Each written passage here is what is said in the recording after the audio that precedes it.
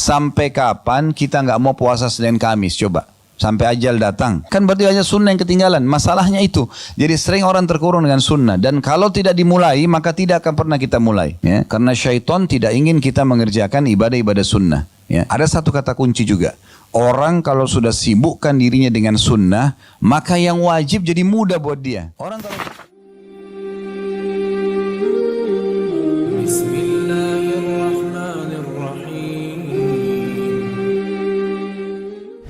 begitulah Bapak Ibu sekalian, ada satu rahasia penting.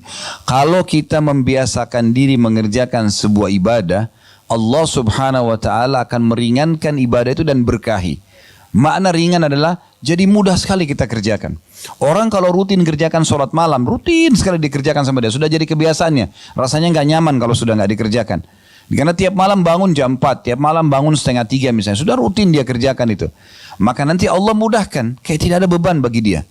Justru beban kalau dia tinggalkan. Plus lagi muncul ide-ide yang sangat banyak di jenis ibadah yang sama. Tiba-tiba muncul, saya mau panjangkan berdirinya, saya mau panjangkan rukuknya, saya mau panjangkan sujudnya, saya mau baca dari surah ini ke surah ini ya. Kalau pernah dengar Uwais Al-Qarni rahimahullah, seorang ulama tabi'in, beliau saking rutinnya setiap malam sholat malam dan waktunya panjang untuk Tuhannya Allah Subhanahu wa Ta'ala, maka beliau pernah menjadikan satu malam semuanya rukuknya lama sekali.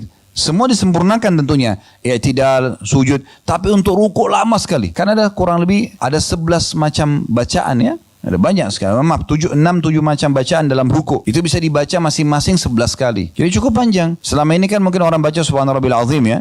Kan ada Subhana Rabbil Azim wa bihamdi, ada Subuhun Qudusun Rabbul Malaikati war Ruh, ada Subhanadil Jabarut wal Malakut wal Kibriyai wal Azama, ada Subhanakallahumma bihamdika Allahumma gfirli. Ada banyak pilihannya. Bisa dibaca setiap bacaannya tuh 10 sampai 11 kali. Itu yang Nabi SAW biasa lakukan. Nah ini kan masih banyak sunnah yang kita belum kerjakan. Dan sayang sekali gitu. Terbuang-buang waktu tanpa kita menambah kualitas dan kuantitasnya. Jadi jangan terkurung mengatakan sunnah. Ya kan? Puasa Senin Kamis terlewatkan begitu saja. Tidak puasa. Kenapa? Ada janjian. Ya. Baik, kalau orang janjian memang kenapa? Apa masalahnya? Kan bisa saja janjian sambil puasa kan? Gak ada masalah. Misal contoh. Sampai kapan kita gak mau puasa Senin Kamis? Coba. Sampai ajal datang. Kan berarti banyak sunnah yang ketinggalan. Masalahnya itu. Jadi sering orang terkurung dengan sunnah. Dan kalau tidak dimulai, maka tidak akan pernah kita mulai. Ya? Karena syaitan tidak ingin kita mengerjakan ibadah-ibadah sunnah. Ya? Ada satu kata kunci juga. Orang kalau sudah sibukkan dirinya dengan sunnah, maka yang wajib jadi mudah buat dia. Orang kalau sudah biasa sholat sunnah, wajib itu pasti nggak ketinggalan. Orang kalau biasa puasa sunnah, puasa Ramadan itu mudah sekali buat dia. Kalau sepanjang tahun antum nggak pernah puasa, tiba-tiba Ramadan berat rasanya. Tapi coba kalau orang sudah biasa Senin Kamis, Ayyamul Bid, udah biasa dia. Tiba Ramadan biasa aja. Ya?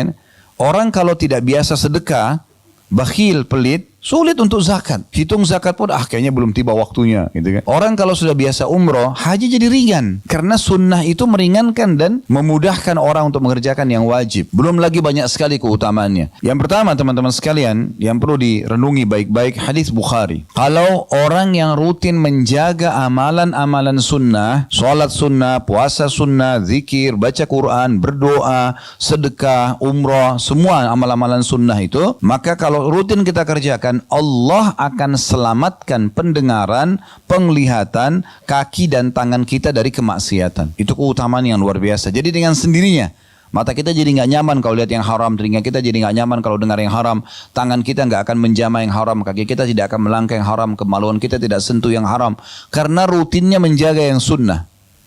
Hadits Bukhari berbunyi dari Abu Hurairah radhiyallahu anhu, Nabi SAW bersabda, Inna Allah qala, sesungguhnya Allah Subhanahu wa Ta'ala berfirman, Man 'ada li waliyan faqad adzantuhu bil harb. Siapa yang coba-coba mengganggu waliku, orang-orang yang dekatkan diri kepadaku, maka aku akan mengiklankan peperangan bersamanya atau kepadanya. Ya. Jadi siapa yang berani-berani mengganggu orang-orang beriman, maka secara otomatis Allah yang berhadapan dengan dia. Jadi makin dekat Bapak Ibu kepada Allah Subhanahu wa Ta'ala, dan harus ada upaya pribadi untuk itu. Kalau bahasa saya sering saya katakan, paksakan dalam ibadah, paksakan dalam ibadah. Karena kalau tidak dipaksakan sholat malam, gak dipaksain puasa, gak dipaksain zikir pagi petang, baca Quran, gak bakal terjadi. Karena syaitan mau hari itu, di saat kita masih hidup tidak tertulis tambahan amal. Target dia itu. Kalau bisa ditinggalkan sama sekali, kalau tidak minimal ada yang berkurang. Maka orang-orang yang berdekatkan diri kepada Allah Subhanahu wa taala ini kalau diganggu, maka tenang saja, Allah akan datangkan tolongan atau pertolongan yang tidak disangka-sangka. Gak usah khawatir soal itu sudah janji Allah Subhanahu wa taala akan menolong. Kemudian dalam hadis ini dirincikan untuk menjadi wali Allah, bagaimana caranya supaya kita termasuk orang-orang pilihan Allah Subhanahu wa taala. Orang yang kalau berdoa diijabah, orang kalau punya permasalahan ditolong dan diberikan jalan keluar, itu namanya wali Allah. Apa saja yang dia inginkan semua mudah. Tentu nikmat akan dia syukuri dan akan datang melimpah pada dia. Cobaan akan mudah dilalui sama dia dan Allah akan berikan perangkat-perangkat agar dia bisa melalui cobaan tersebut. Di sini dalam hadis disebutkan wa ma taqarraba ilayya 'abdi bi syai'in ahabba ilayya mimma aftaradtuhu alaihi. Dan ketahuilah tidak ada yang lebih aku cintai dari pendekatan diri seorang hamba kepadaku daripada apa yang telah aku wajibkan kepadanya. Jadi solat 5 waktu, ya, zakat harta setahun sekali bagi orang yang mampu, penuhi haul dan nisab, puasa Ramadan sebulan penuh, dan haji ini yang diwajibkan. Itu yang paling Allah cintai, gitu kan? Kapan kita menjaga kualitasnya dengan baik dan selalu kita tingkatkan, kalau sudah sampai pada tingkat terbaik kita istiqomahkan, maka itu adalah perbuatan yang paling Allah cintai. Ini sebab pertama orang menjadi wali Allah, yang akhirnya siapapun yang mengganggu dia Allah akan tolong gitu. Apapun kebutuhan dia Allah akan penuhi. Masalah apapun yang dihadapi Allah akan pecahkan. Lalu dikatakan wa ma yazalu 'abdi yataqarrabu ilayya bin nawafil hatta uhibbu. Dan selanjutnya setelah yang wajib, seorang hamba terus mendekatkan diri kepadaku dengan amalan-amalan sunnah sampai aku mencintainya. Jadi ternyata amalan sunnah bisa meraih cinta Allah Subhanahu wa taala. Maka Allah Subhanahu wa taala kalau mencintai seorang hamba, dia akan memuliakannya. Apa saja yang dilakukan, berdoa diijabah, ada masalah terpecahkan, ada orang mau niat jahat sama dia, itu bisa sebelum kena dia pun Allah SWT sudah bisa selamatkan. Berapa banyak orang yang tadinya mau tabrakan gak jadi tabrakan, Allah SWT selamatkan, gitu kan? Atau ada orang ingin mengatur sebuah makar tapi gak jadi, dibatalkan makar tersebut, gitu kan? Kuasa Allah Subhanahu wa taala. Maka itu semua dengan amalan-amalan sunnah. Fa idza ahbabtuhu, kalau aku sudah mencintainya, kata Allah, kuntu sam'ahu alladhi yasma'u bihi, aku akan menjadi pendengarannya, atau aku akan jaga pendengarannya yang dia gunakan untuk mendengar. Jadi akhirnya telinga kita ini hanya dengar yang baik-baik saja, dengarin nasihat, dengarin tilawah Quran, dan merasa nyaman dalam hati dengan itu semua, sehingga selalu kuping ini selalu mau dengar yang baik-baik yang Allah bolehkan. Dan setiap kali dengar yang tidak enak, kebisingan, sesuatu yang berbau maksiat, telinga kita nggak nyaman, rasanya ingin segera kita tinggalkan. Berarti Allah sudah jaga tuh, supaya nanti hari kiamat kupingnya nggak dihisap sama Allah. Karena kalau digunakan fasilitas ini pada maksiat, berarti ingkar nikmat. Karena Allah ciptakan ini untuk kita gunakan dalam ketaatan. Ingat surah Az-Zariyat, surah nomor 51 ayat 56, tujuan kita diciptakan, wa ma khalaqtul jinna wal insa illa liya'budun. Aku enggak ciptakan jin dan manusia kecuali untuk beribadah kepadaku. Kalau ada bapak ibu yang tanya saya, Ustaz, apakah memang kita diciptakan untuk sholat? Jawaban saya, iya. Memang untuk sholat kita diciptakan. Memang untuk puasa kita diciptakan. Memang untuk zakat, untuk haji dan umrah, untuk bakti sama orang tua, juga orang sakit, bantu orang susah. Memang untuk itu. Dan tidak ada tujuan kita sama sekali untuk berzina, untuk berbohong, untuk menipu orang, untuk menggibah, untuk gosip, buang-buang waktu, itu enggak ada. Memang itu bukan tujuan kita. Tujuan kita ada untuk ibadah kepada Allah Subhanahu wa taala. Kemudian selanjutnya wa basarahu alladhi yabsuru bihi. Dan aku juga akan menjaga penglihatannya dia gunakan untuk melihat. Matanya hanya selalu nyaman melihat yang Allah bolehkan.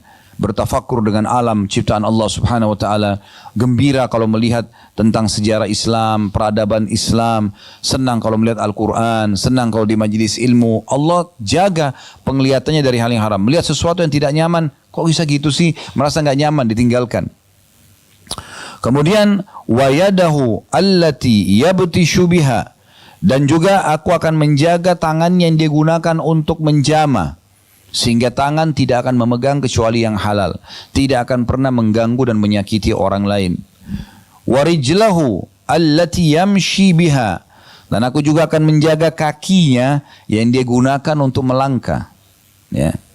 Di saat itu, perhatikan closing hadisnya, penutupan hadisnya. Kata Nabi SAW, Allah mengatakan, wa in sa'alani la'ataitu. Di saat itu kalau dia minta, aku pasti akan kasih. Jaga yang wajib, perbanyak yang sunnah, kejar yang sunnah. Maka Allah jaga semua anggota tubuh kita, pendengaran, penglihatan, tangan, kaki, ya. Kemudian pada saat itu Allah SWT mengatakan, dan kalau dia minta di saat itu, aku akan pasti kasih. Wala in ista'adhani la'idtuhu. Au la'uidhannah. Kalau dia minta tolong, pasti aku akan tolong. Nah ini faedah luar biasa daripada ibadah sunnah. Jadi jangan Bapak Ibu sekalian terkurung dengan istilah sunnah. Kan cuma sunnah. Udahlah nggak usah. Ya, tahu itu teman saya itu rajin sekali puasa Senin Kamis. Itu teman kamu. Kamu gimana? Hah? Selalu bangga dengan amalan temannya. Ibu saya dulu tuh rajin sekali baca Quran. Itu ibumu. Kamu gimana? Ayah saya itu luar biasa bolak-balik umroh. Baik, kamu bagaimana? Ya. Makanya seorang penyair mengatakan, laisal fata man yaqulu kana abi kadza wa kadza.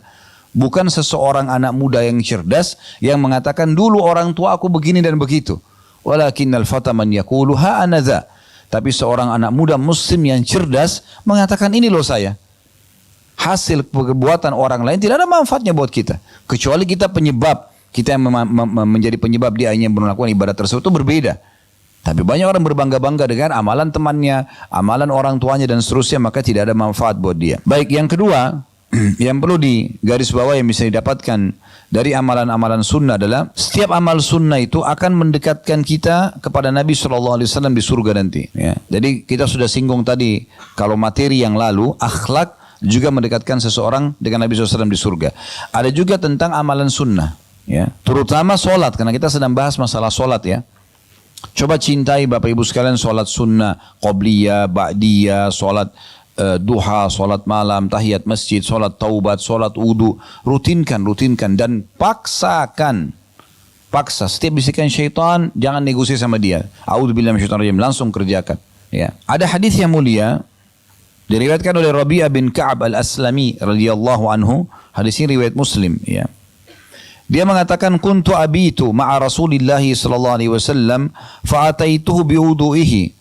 Satu hari pernah aku menginap bersama Nabi SAW dan pada saat beliau bangun untuk sholat malam, aku menyiapkan wadah berisi air wudhu beliau. Wahajatihi, dan beberapa hajat Nabi SAW seperti siwak ya, dan yang lainnya. Faqala li, setelah selesai wudhu, setelah selesai hajat Nabi SAW, karena Nabi merasa Rabi'ah ini berbuat baik, maka beliau mengatakan, sal, silakan, apa yang kau inginkan. Maksudnya setelah berbuat ini kepadaku, ada yang kau ingin minta enggak? Fakultu as'alu murafaqataka fil jannah. Aku hanya minta ya Rasulullah agar nanti aku bersama Anda di surga, sama-sama. Anda di mana di surga, aku di situ juga. Permintaan yang luar biasa ini. Bukan minta pada saat itu kalau dia bilang ya Rasulullah, saya minta jadi orang paling kaya. Nabi tinggal berdoa diterima itu. Saya ingin minta keturunan banyak, saya ingin minta jabatan, saya ingin minta jadi raja. Urusan dunia semua akan dikasih. Tapi sahabat ini cerdas, bukan itu urusannya dia. Tadi saya bilang orang mukmin targetnya selalu akhirat. Maka dia bukan cuma sekedar minta surga, tapi minta bersama Rasulullah SAW di surga. Pasti derajat paling tinggi itu. Gitu kan? Qala awa ghaira dzalik. Maka Nabi SAW bilang kepada Rabi'ah, ada yang lain enggak? Maka qultu huwa dzak. Aku berkata tidak ya Rasul, itu aja. Kalau itu sudah Anda mohon kepada Allah untuk aku, selesai. Aku bisa masuk surga bersama Anda nanti. Ini mulia sekali. Qala fa'inni ala nafsika bikathratis sujud. Kalau itu permintaanmu, maka tolong aku agar aku bisa menyempurnakan keinginanmu itu, minta kepada Allah dengan memperbanyak sujud. Ya, di sini ulama hadis ada yang mengatakan maksudnya adalah memperbanyak solat sunnah. Karena pada saat itu mereka mau solat malam. Ya, Nabi SAW lagi mau solat tahajud pada saat itu. Ada juga pendapat yang mengatakan semua jenis sujud, seperti sujud tilawah, ya. Kalau seandainya kita lagi baca ayat tentang sujud, biasanya kan sudah digarisi di bawahnya ya. Al-Quran sekarang sudah sangat modern, maka kita sujud ya. Sujud syukur ya. Dikatakan Nabi SAW setiap kali menerima berita gembira, pasti beliau selalu sujud ya. Nah ini diantaranya. Tapi sholat sunnah yang paling masuk dalam makna ini. Yang ketiga, teman-teman sekalian, sholat sunnah ini akan menyempurnakan kekurangan-kekurangan nanti di timbangan amal dari amal wajib kita. Jadi fungsinya besar sekali, gitu kan. Sholat wajib 5 waktu, mungkin ada seseorang yang lupa wudu, mungkin ada seseorang yang kurang khusyuk, mungkin dia lupakan rakaatnya, mungkin banyak hal, gitu kan. Mungkin di saat dia sholat dia lalai menghayal, hitung transaksi dagangnya, ya, mengingat pertengkaran sama temannya, misal menghayal, kurang pahalanya. Itu akan terbantukan dengan sholat-sholat sunnahnya nanti. Begitu juga dengan zakat. Di saat ada perhitungan dia yang keliru, ya, karena setahun sekali, maka sedekah yang dia keluarkan akan menyempurnakan. Karena sedekah sunnah. Puasa Ramadan, mungkin ada yang lalai, mungkin ada kekurangan, maka puasa-puasa sunnah akan menyempurnakan. Begitu juga dengan haji, disempurnakan dengan umroh. Ya. Hadisnya adalah hadis yang sangat masyhur. Hadis diriwayatkan oleh Abu Daud, Ibnu Majah, Ahmad, dan hadis ini tentu disahihkan oleh para ulama. Dari Abu Hurairah radhiyallahu anhu bahwasanya Nabi SAW bersabda, Inna awwala ma yuhasabun nasu bihi yawmal qiyamati min a'malihim as-salah. Sesungguhnya awal sekali amal yang akan dihisab dari sosok manusia pada hari kiamat adalah solatnya. Qala yaqulu Rabbuna jalla wa ala li malaikatihi wa huwa a'lamu. Dan pada saat itu Allah yang maha tinggi dan maha mulia akan berkata kepada para malaikatnya, dan dia Allah lebih tahu sebenarnya. Jadi Allah bertanya ini bukan kita tidak tahu, tapi Allah sudah tahu. Tapi Allah kena nugaskan malaikat, maka Allah bertanya, Unzuru fi salati abdi atammaha au naqasaha. Coba periksa solatnya dulu. Yang paling pertama periksa solat wajibnya. Apakah dia sempurnakan atau masih ada yang kurang. Fa in kanat tammatan, kalau seandainya sudah sempurna, kutibat lahu tammah, maka akan dicatatkan baginya pahala sempurna. Wa in kana taqasa minha syai'a, dan kalau seandainya kurang darinya sesuatu, qala anzuru hal li 'abdi min tatawwu'in, maka Allah berfirman kepada para malaikatnya, lihat mungkin hamba-hambaku ini punya solat sunnah. Fa in kana lahu tatawwu'un, kalau seandainya dia punya solat sunnah, qala atimmu li 'abdi faridata min tatawwu'ihi, maka Allah berfirman kepada para malaikat, sempurnakan kekurangan solat wajibnya dengan solat sunnahnya. Thumma tu'khadul a'malu ala dhakum.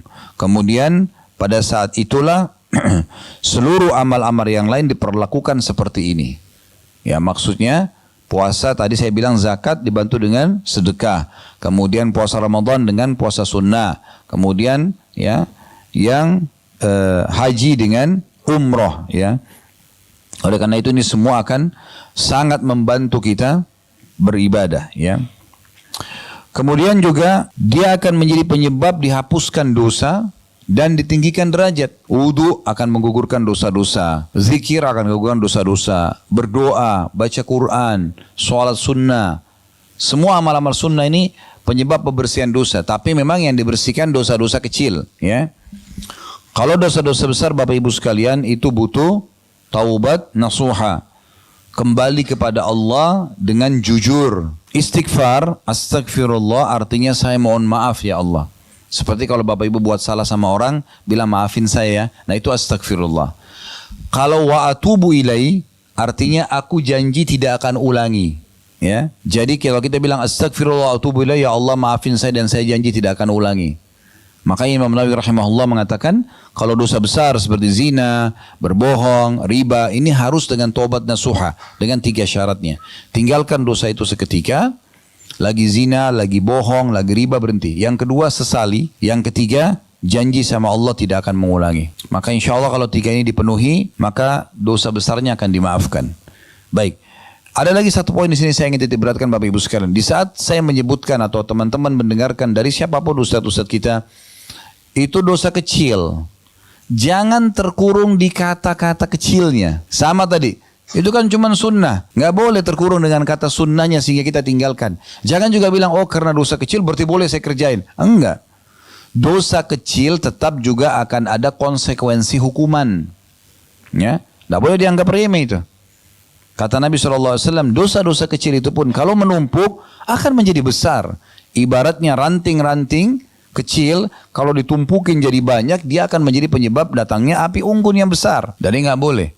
Satu dosa kecil, dalam sebuah hadis disebutkan, kalau dikerjakan oleh seorang hamba akan mendatangkan satu titik hitam di hatinya. Ini bukan dosa besar, dosa kecil, titik hitam. Kalau dia ulangi lagi, titik hitam lagi. Kalau dia ulangi lagi, titik hitam. Nanti bisa hatinya menjadi hitam kelam, bahkan lebih keras daripada batu. Sehingga akhirnya setiap kali ada peringatan dari Allah Subhanahu Wa Taala, apapun sifatnya, maka tidak ada pengaruhnya bagi dia. Berapa banyak orang yang sebaliknya, kata Nabi SAW, kalau orang berbuat amal soleh walaupun sunnah, apalagi yang wajib, sunnah, maka Allah titikkan dalam hatinya titik cahaya yang terang. Kalau dia buat lagi sunnah, titik cahaya yang terang. Terus begitu sampai hatinya menjadi terang benderang. Dan di saat itu, dia akan sangat peka. Sedikit lihat fenomena alam saja sudah ketakutan dia, jangan sampai Allah hukum nih. Jadi orang-orang mukmin itu kalau hatinya sudah tersentuh dengan cahaya keimanan, karena amal soleh yang dia kerjakan, maka akan memudahkan dia, Bapak Ibu sekalian, ya, untuk peka sekali. Ya, kadang-kadang hanya sekedar melihat sebuah nikmat, mungkin dia lagi dahaga, tahu dia minum dapat air es dingin, hilang dahaganya, dia bisa tetesin air mata tuh. Ya Allah, nikmatnya ini Allah kasih gitu, karena pekahnya hatinya gitu. Seperti itu luar biasa. Orang kalau hatinya bersih karena amal soleh, penuh dengan cahaya, bahkan bisa menerangi orang lain. Dia kalau ngomong berbekas pada orang lain, dia kalau memberikan nasihat orang bisa terima, dia kalau mengerjakan satu perbuatan walaupun dia tidak sampaikan, orang jadikan contoh, gitu kan? Perbuatan apa yang dia kerjakan, karena memang hatinya sudah bersih. Dan itu semua keputusannya ada di tangan kita masing-masing. Ya, yang bisa membuat hatinya bersih, suci, penuh dengan amal soleh hanya Bapak Ibu sendiri. Dan yang bisa membuat hatinya kelam, keras, hanya Bapak Ibu sendiri. Ya. Dan orang kalau sudah terlanjur hitam keras hatinya masih bisa. Caranya gimana? Taubat. Dia kembali kepada Allah SWT. Kata Nabi SAW, kalau dia taubat, suqila mina, diangkat dari hatinya itu. Nanti bisa bersih kembali gitu kan. Tapi nggak boleh dia nodai lagi. Ingat, saya selalu ulangi, dosa bukan untuk dicoba, dipelajari dan dijauhi. Amal soleh dipelajari untuk dikerjakan. Nggak usah coba-coba dosa. Dan tujuan kita isi pengajian seperti ini Bapak Ibu sekalian, mulai detik ini ke depan, fungsi ilmu itu ke depan kita amalkan. Saya bukan sedang menghardik Bapak Ibu tentang masa lalu kita, bukan. Oh, Ustadz singgung masalah dosa, kita banyak dosa nih. Enggak, saya bukan bahas itu. Sekarang kalau Bapak Ibu sudah sampai di telinganya pada kesempatan ini, Allah SWT yang mudahkan saya mengucapkan ini, Bapak Ibu hadir mendengarkan, berarti peringatan dari Allah SWT. Tidak pernah saya susun kata-kata ini secara khusus, tiba-tiba saja mengalir begitu.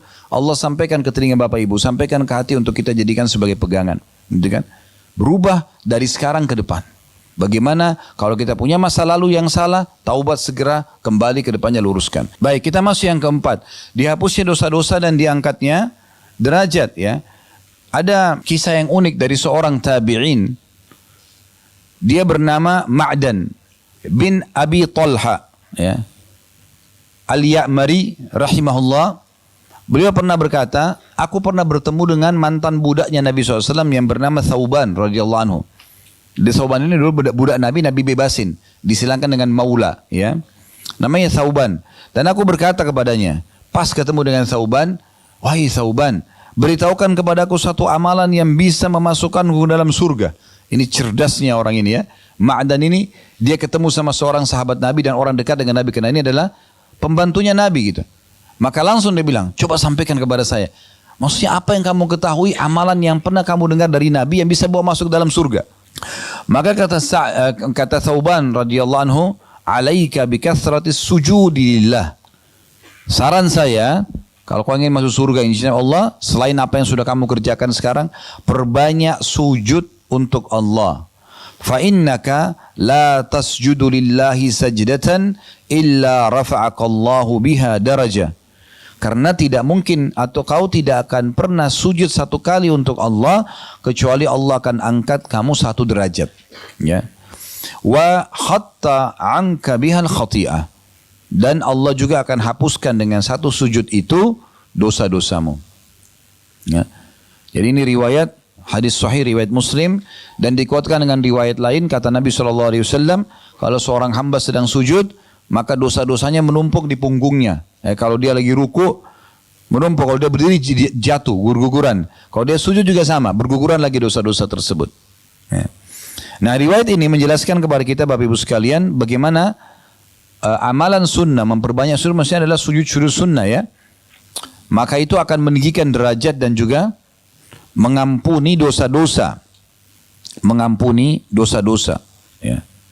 Baik, ini kurang lebih gambaran tentang masalah keutamaan amal-amal sunnah ya. Tentu banyak sekali nih rinciannya, tapi ini secara global, secara garis besar ya.